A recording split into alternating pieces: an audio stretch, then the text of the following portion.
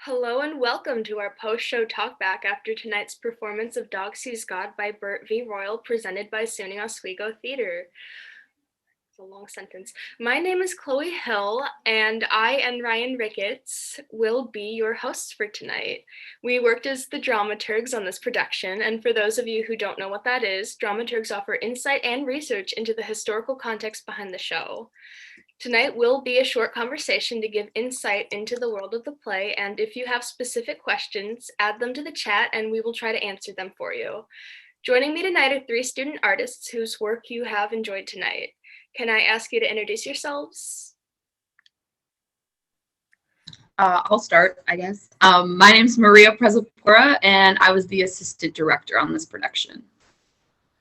Hi, I'm Jared Kelly Mills, and I played Van in this production. Hi, I'm Nick Sweet. I played CB. Hello, my name is Banna Bernal. I played Trisha.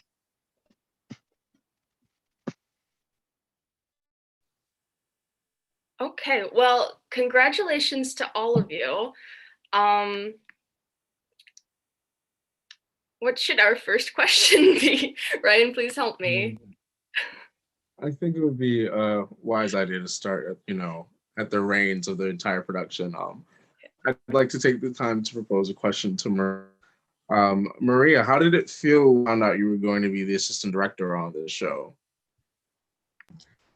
I was very excited because me and Gio were very close friends at the time, and it was just very exciting to finally get to be a part of the directing team.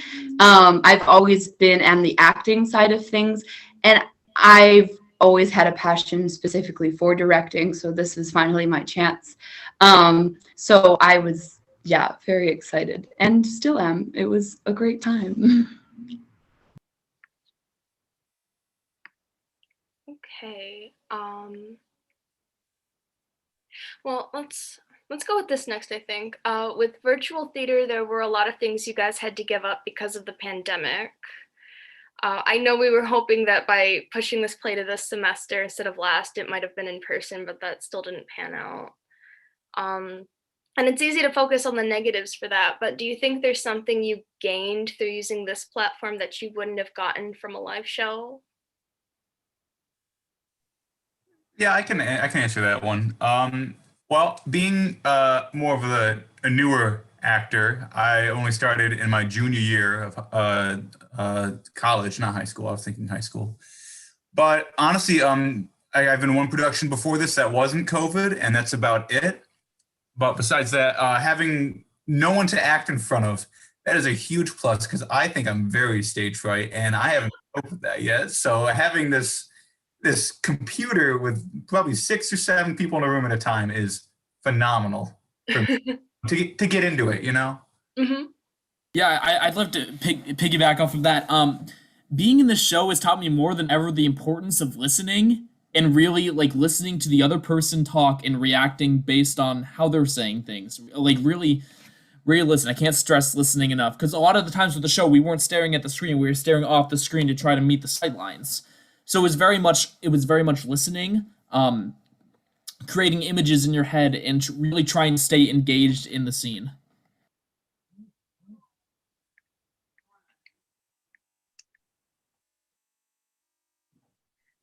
I'm sorry, before we move on, I just want to add that it's very hard to do what Nick just described. It's not an easy task.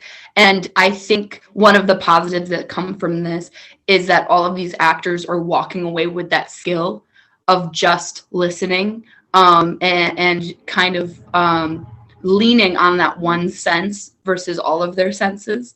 And I think that's going to have all of them go on to help them build their acting abilities. That's great. I think that actually is a good leadway into a question I think came in from the chat.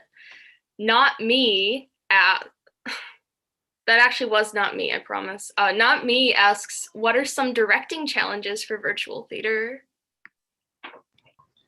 I think going into this, I knew that the biggest challenge was going to be making it as visually pleasing as possible. because over Zoom, there's just less acting space.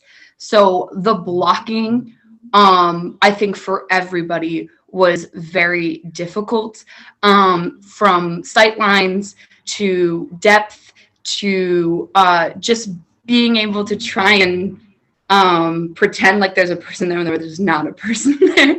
And then also just trying to make it look like they're actually looking at each other in the boxes. Were we successful all of the time? No, but that's because it was really, really hard. But other than that, it was easy to direct these guys because we really did pick the best cast we could have possibly picked. Jared came in a little late and just blew us all away, got all of his stuff done before anybody else did. And yeah, I'm really grateful for this cast because it was not easy. Thank you. Ryan, do you want to do the next one? Definitely. We have a question from the chat, posted by Dominic Altumara. He asks, how did you guys decide when to add the little animations for certain scenes? Love their... Oh, as well as that, this is a pretty good way to implement theater over the internet, and it came pretty natural. They commend you for. Yeah, Gio actually came up with the idea. I was saying how, if it's going to be on Zoom, we have to make it visually pleasing because I'd watched a lot of Zoom production, and a lot of them, where they fall flat is keeping you visually entertained and because why not just do a podcast if not, you know what I mean? And he was always so into comics, like he always has been. And Nick can talk to you more about that because him and Nick are big comic people. But he was like, why don't we get a cartoon? And I was like, Shai's a cartoonist. Shai Sims is an amazing cartoonist. She has a degree in it from high school. And yeah, it just kind of all fell together and here we are. Thank you. We have another question in the chat from Ryan Vincent Smith. They ask, how did you as directors and dramaturgs navigate the use of homophobic language in the production? That's a question. Chloe, would you like a take on the spin for dramaturgs? Well,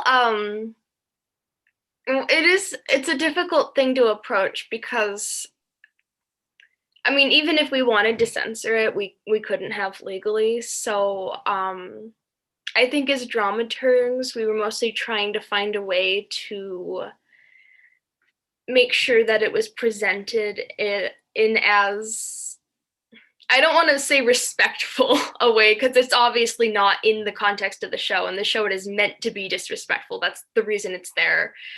But so that, I guess, making that distinction clear so that it doesn't come across as if we are agreeing, it should be clear that this is not a good thing in the show that we are agreeing with. And it is a difficult thing, I think, to get that across sometimes. Yeah, I would definitely agree. We kind of started out with multiple versions of the script, and there were even some worse things in some other versions of the script that we had to deal with. And at the end of the day, we just had to have that discussion with the cast. And I think we kind of had it a couple times. And depending on which character was saying it, one character had to take it a lot more lightly than the other one did. But with these, you have to remember there's a point to it, right? The writer has that word in there for a reason. And it's because in the early 2000s, that's what you'd hear in high schools. As a queer woman walking through the halls, I would get dyke all the time. And I know Gio had his experiences too. These were just things that LGBTQ kids had to deal with and still deal with today. And the whole point is to portray those, to show the social pressures that are on students who fall under the queer umbrella. And I think overall, as long as the message is good, the words that are used are there for a reason. And I think everybody was pretty on board and understood that. Thank you. That's wonderful. We have another question this in the chat right now. This seems to be being posed to Bayana. And they say, how relevant did you guys feel the topics discussed in the play are to modern day, seeing as it was written in the early 2000s? You said how linked? I'm sorry.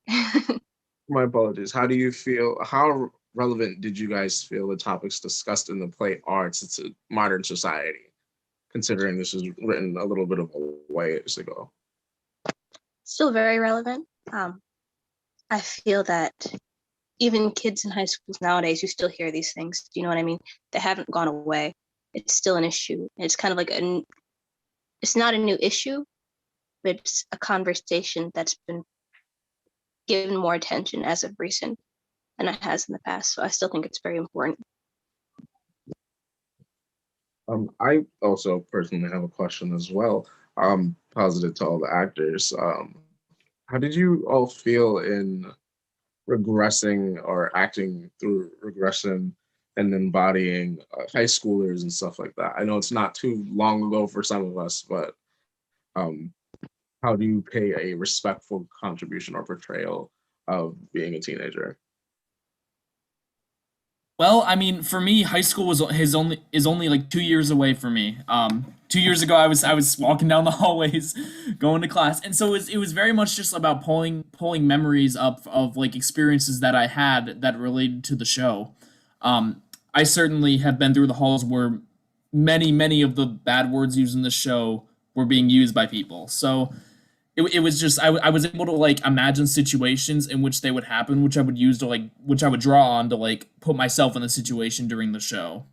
So for example, Matt and I, played by Evan Pickle, have a scene where we just kind of are like funny in the hallways and he's yelling funny stuff. I've seen that exact situation play out before, and so it was very much just like drawing on personal memories. Not the cocaine, but like the funny stuff. Yeah, responsibly, yeah. Unless anyone else wants to answer that, I have a similar question of my own. All right, no one jumped in. I was wondering about how you guys might have approached specifically playing iterations of the Peanuts characters.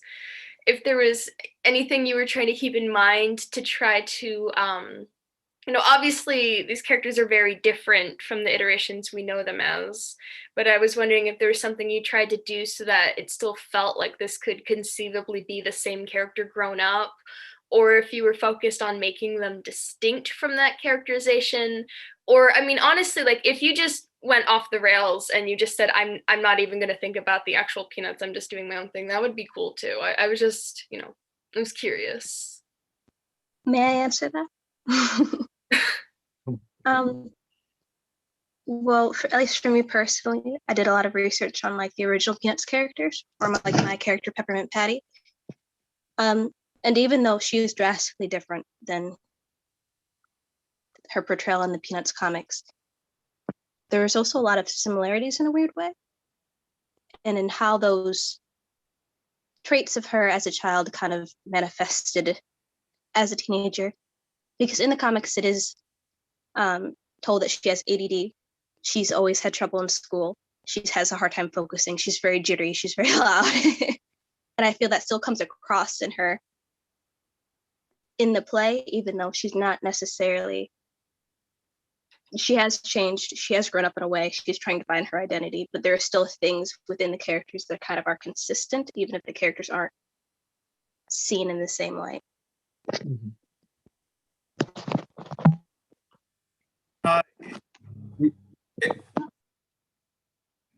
Okay, all right, cool.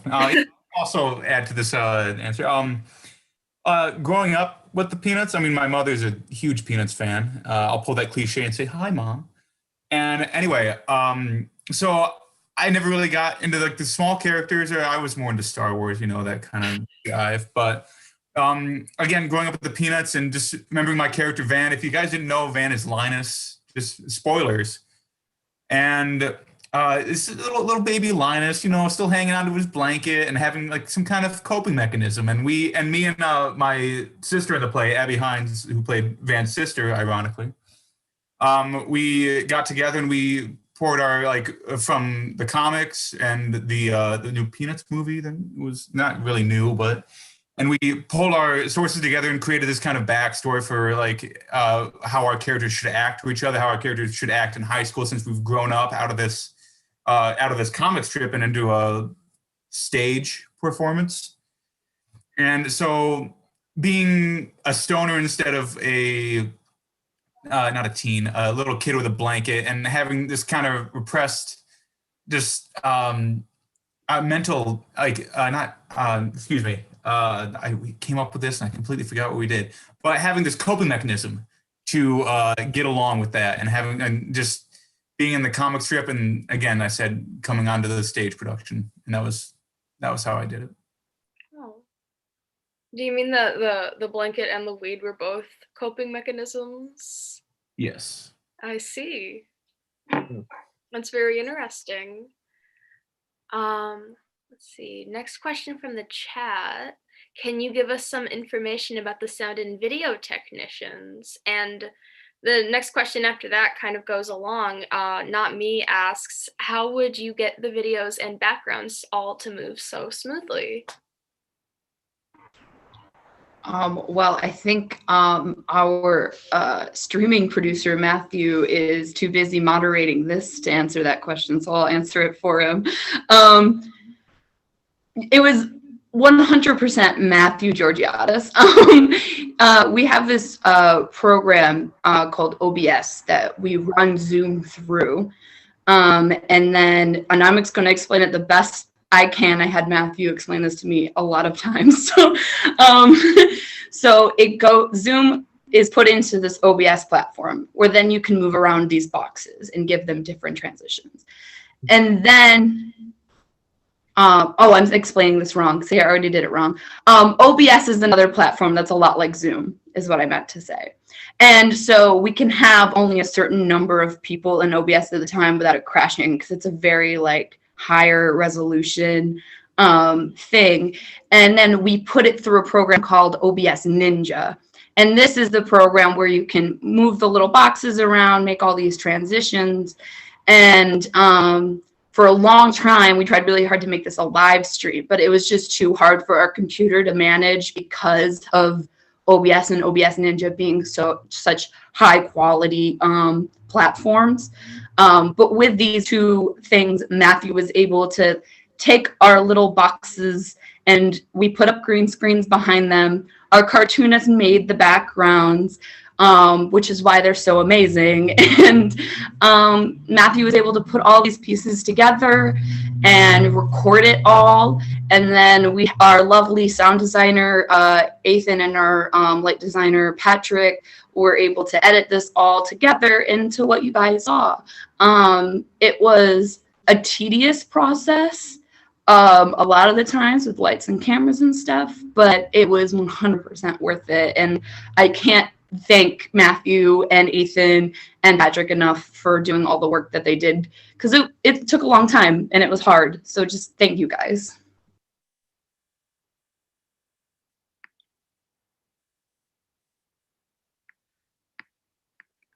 That was a wonderful.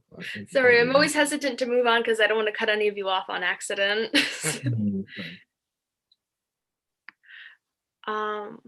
Let's see, what's next from the were there any parts of the play you guys cut out, or any scenes you might have written yourselves? The play was 100% Burt v. Royal. I know that we had to cut a few of the comics just for time reasons.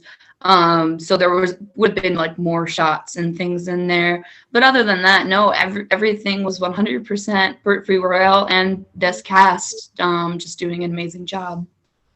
We did have an earlier version of the script originally, though, right? Yeah, it was the wrong version. If you look on Google for Dog Sees God PDFs, you'll find 3, 4, 5 different versions. and we had to wait until we went through. Usually you couldn't find the right version of a script, use it for a little bit, get the rights, and then have the actual script.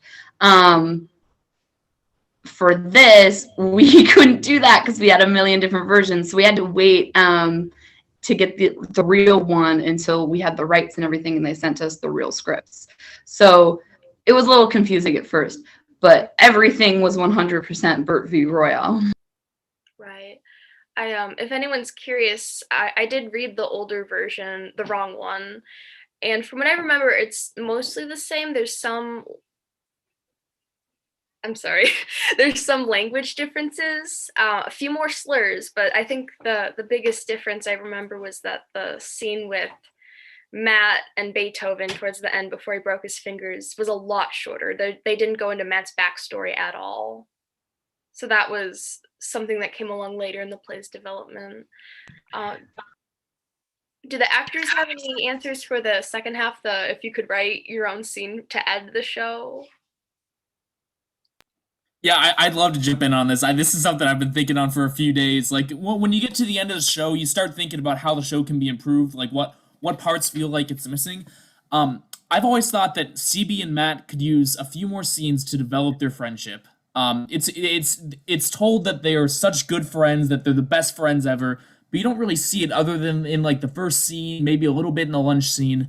I always thought there'd be a good scene where right before Matt enters the room to attack Beethoven, right before that, maybe CB and Matt run into each other in the hallways, and you have this awkward this awkward meeting between the two of them, and I just something to bridge their relationship as friends more. Oh, that's really interesting.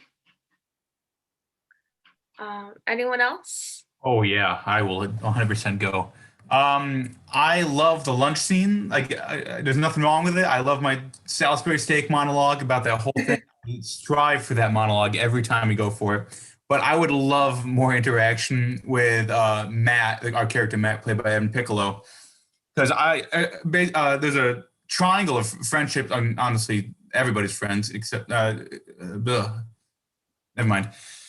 So I would love that triangle of friendship with CB, Van, and Matt to muster. I just want to see how the three of us would react together, having three different parties instead of two and diverted opinions. And I mean, I would love having interactions with everybody, especially because most of my scenes are mainly pointed towards CB, even though I have some with a group. My one-on-ones are usually CB, and I have a few with his sister. But if I had more one-on-one with other characters, I can just seeing how they would react one-on-one would be great. Nice. Okay. I think the next one might actually be for us, Ryan. Read it out for the public. Mm-hmm. What type of research did you do that helped you get insight into Doxy's God? I know we have an immaculate hub for this show, and it's been an amazing time collaborating on various dramaturgs. Of course, the esteemed Chloe Hill herself, as well as James Huff and various other dramaturgs, as well as mained at the head and organized by the amazing Toby Malone. But I know that on behalf of personal experience, I've watched a significant amount of Peanuts paraphernalia, just the shows, the movies, browsed at sneakers, bought sweaters. I just really kind of threw myself into everything Peanuts, and the dedication and passion about it just kind of exudes itself the most in our dramaturgy hub currently. Yeah, we do have a lot more information than I was expecting about the actual Peanuts media, which is great. Let's see, besides that, well, the glossary was sometimes, I mean, because of the kind of show this is, it's like making a glossary of vocab words is fairly standard for any play, but in this case, it's like, wow, I got to make an academic page on the meaning of carpet muncher today. I love that. So there was a lot of raunchy stuff to research. There was a lot of pop cultural references. I did try, and I shouldn't just say we did try to do a lot of contextual research on the more difficult topics of the show, some of the specific phobias that are referenced, some stuff having to do with internalized homophobia or biphobia, stuff like that.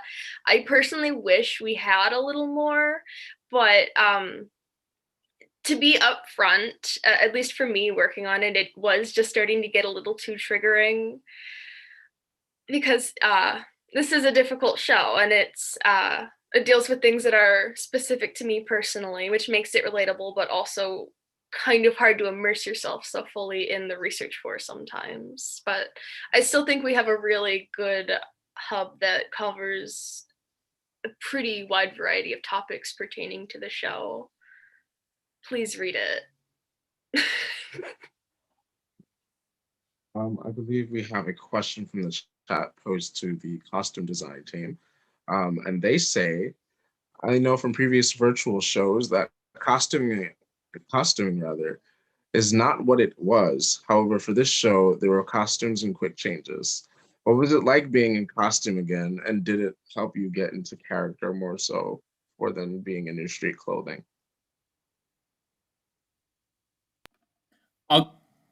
Okay, sorry, Jared. Okay. It was amazing being in costume again. The last few Zoom shows that I've done have been like pull out your own clothes, and something about wearing your own clothes for a show doesn't really just do it. It's like once you get in that costume of like a very character specific thing. Like with CB, I had the windbreaker with the yellow stripe, and you just could really. It's just like the energy changed once you have the costume on, and it feels a lot more immersive to yourself, which really helps with like listening. It makes you pay attention. It makes you feel more in the moment. Like costumes are everything. I'll piggyback off of that. So I dressed in completely different clothes that I don't even wear. I mean, besides my sneakers and my socks, that's about it. I had a new pair of underwear and everything. And since I dressed like a great value version of the 80s in real life, putting on a wig, which I've never done before, that was phenomenal. And every time I just put that wig on, I was this stoner that I've never even seen in myself before. And I had these really baggy pants. I think we were going, I don't quote me on this, I think we were going on a grunge look. And so I had basketball shorts down below my knees, which I never wear. You know, you got to show off those thighs with those short shorts. And I had this shirt that went down to my thighs, and this tied flannel around my waist. I did not know who I was, but I know I was acting as someone. So I felt like someone else. I thought that wig was your real hair. It looked good. I was like, I didn't know he dyed it. I must have missed that. No, I thought your costume was great. All right, we have time for one more question. Did you bring in any counselors to help with triggers that might have hit for the actors? We did not. And I have to say, there were a lot of things on this show we could have done more to support the actors. I think going into this, we had no idea how difficult this whole process was going to be on the actors themselves. Because from the beginning, when the show was picked and Gio was picked to direct it, this was not a Zoom production. COVID hit right after all of that happened. So when we had to switch everything to Zoom, there were so many things that we just did not think about. From standing in the lights from hours on end and looking at screens from hours on end, to getting counseling services for the more harder topics of the show. I think it was a learning process for everyone, and it's something to take note of for the future, definitely. Because there was just so many things that you just don't think about going into this new thing, because nobody had ever done anything like this before. So it was definitely a learning curve, and I would recommend that we think about those things in the future.